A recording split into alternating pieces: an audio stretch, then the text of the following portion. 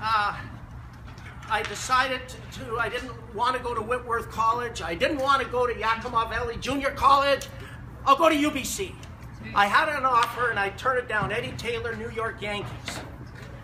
I didn't like what he was doing, so I said, no, I'm going to go to university for 1 year. Then after my first year at university, I was invited to Portland by the Oakland A's to pitch to Bill Posdell, was the coach of Portland, or a scout, sorry, and he said, we want you to go down and we want you to throw, I was a lefty, to their hitters, and I had a very, very good slider, about 86 miles an hour. My fastball wasn't much faster than that. And I had a good breaking pitch. So I threw strikes. And so I went to Portland and they kind of liked what I did. So then Portland came here and I did it again here. And in 1962, in August, the Oakland A's signed me to a bonus contract at the end of the season. And a guy called Charles Finley implemented a freeze on all signings. So I went through the winter and no signings. So in the spring, Bill Posdell, who signed me with Oakland, had moved and changed organizations. And he signed me to a St. Louis Cardinal contract. And I was still, so I finished my UBC stuff, and I got on a plane to Winnipeg, Manitoba, to the Winnipeg Gold Eyes in April. And I get down there, and they've all been through their spring training and everything, and so I get in a game. And I'm a hyped up guy, right? I'm 71 years old now. I was pretty full of energy and enthusiasm in those years. And I go in the game, and I got a catcher. His name's Elrod Hendricks. Number 44 for the Orioles. There you go. And you know more about him than I probably do. You got your Orioles hat on. He had been released by the Atlanta organization, and then he signed with St. Louis. He's from the Virgin Islands.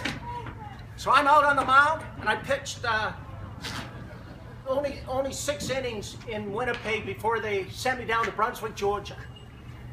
And in those 6 innings, so I'm on the mound. I throw to Elrod, and and you know what? He puts his fingers down, but I can't see them.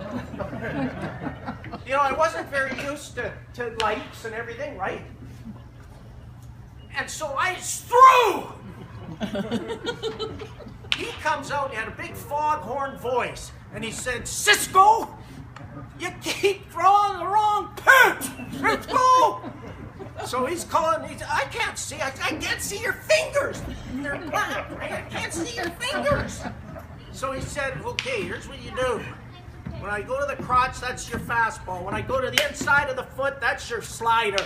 And when I go to the kneecap, that'll be your curveball. So we fixed that up. But Elrod Hendricks, if you go back with him, he then was released by the Cardinals. And he was out of baseball for a number of years, and he was in winter ball in Puerto Rico. He played winter ball in Puerto Rico for like 15 years. Earl Weaver spots this guy, and Earl Weaver likes him. And Earl Weaver signs him to a Baltimore contract, Orioles contract, and he plays about 5 years in Baltimore, and you know what? He's such a good guy. He was so welcoming when I got there. Like, here I come from North Vancouver, or from Vancouver, east side Vancouver. I'd never been further than Osoyoos, and he was so nice. And then the Orioles kept him on as their bullpen coach until he died in 2005. 28 years as their bullpen coach. He was the longest employee of that job. Yeah.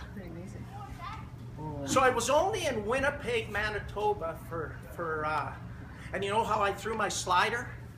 Right there, and I just threw it as hard as I could and snapped.